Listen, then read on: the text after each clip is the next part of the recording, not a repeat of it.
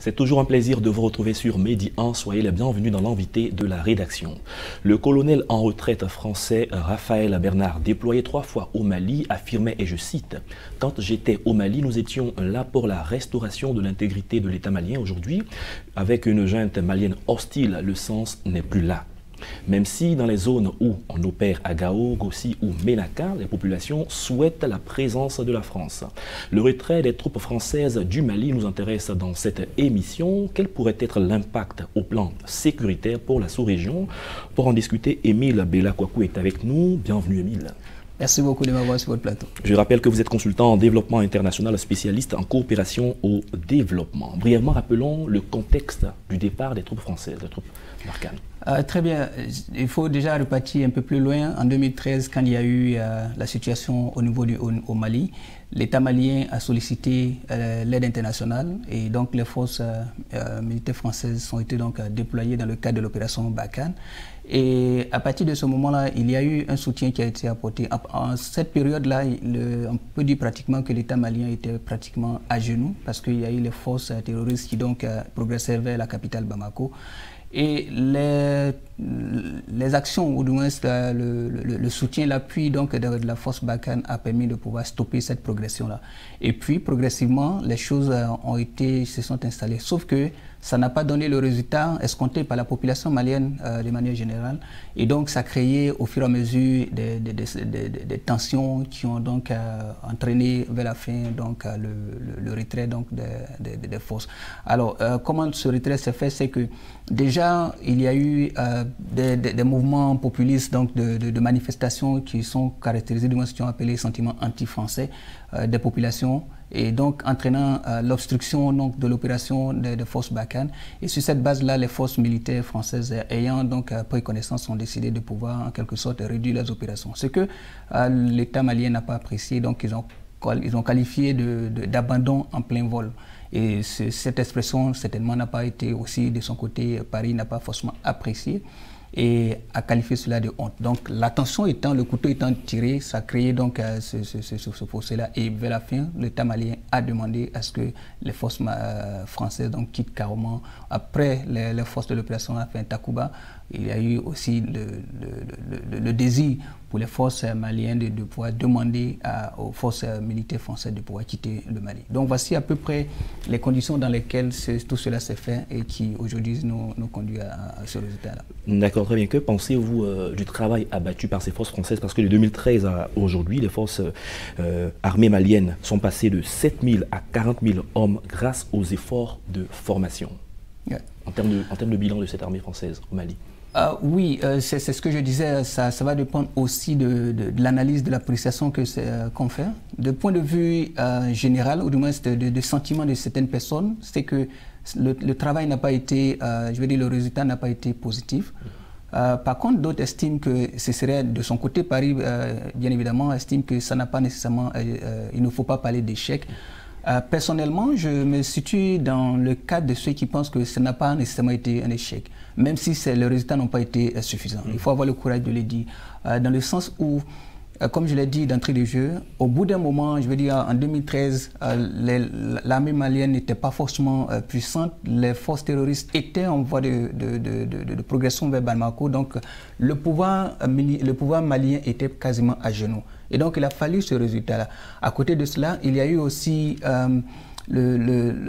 l'assassinat du chef donc, de l'AQMI à partir donc, de cette période-là, en juin 2020, qui a été aussi un élément majeur qui a permis de pouvoir stopper les mouvements terroristes dans cette zone-là. Donc ça aussi, ce sont des résultats. Mais après, encore une fois, il aurait fallu encore plus, mais ce qui n'a pas suivi et donc qui justifie bien évidemment le sentiment de mécontentement que les populations maliennes et tous les amis du Mali, bien évidemment, ont.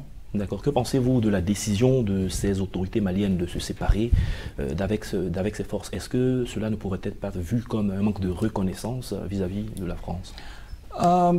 Bien, il faut avoir en quelque sorte le courage, il faut leur accorder quand même cette force-là. C'est eux qui ont demandé et c'est eux qui aujourd'hui ne veulent plus. Donc il faut le leur reconnaître.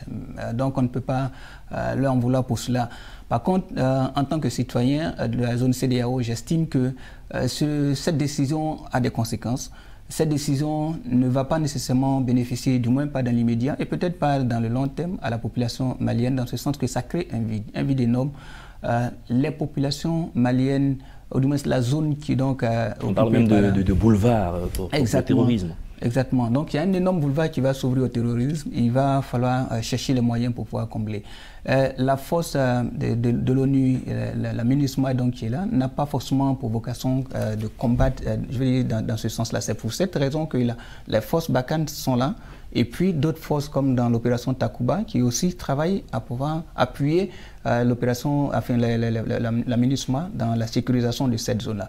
Alors si les forces de l'opération Takuba se retirent, si les forces de Barkhane se retirent et qu'il reste la MINUSMA, qui aussi aujourd'hui, parce que l'Allemagne qui donc joue un rôle dans ce sens-là au niveau de la MINUSMA de formation, est en train de revoir sa position. Il s'est dit que si Barkhane quitte, nous aussi on serait tentés de quitter.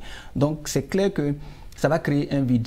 L'armée malienne, et ça j'attribue ces propos au président Macky Sall, qui dit que l'armée malienne n'est pas suffisamment outillée, même s'il y a la volonté, mais aussi il y a les équipements, je veux dire les arsenaux qu'il faut pour pouvoir combattre le terrorisme. Et l'armée malienne, malgré la volonté de ces troupes, n'a pas nécessairement tous les moyens qu'il faut pour combattre le terrorisme. Donc il y a un problème qu'il faut résoudre. Si elle n'a pas tous les moyens, quelle est la stratégie qu'elle met en place pour la sécurité non seulement de son pays, mais aussi pour l'alentour? L'une des stratégies, c'est de diversifier sa coopération militaire. Vous savez que le Mali, depuis de longue date, a une coopération avec la Russie.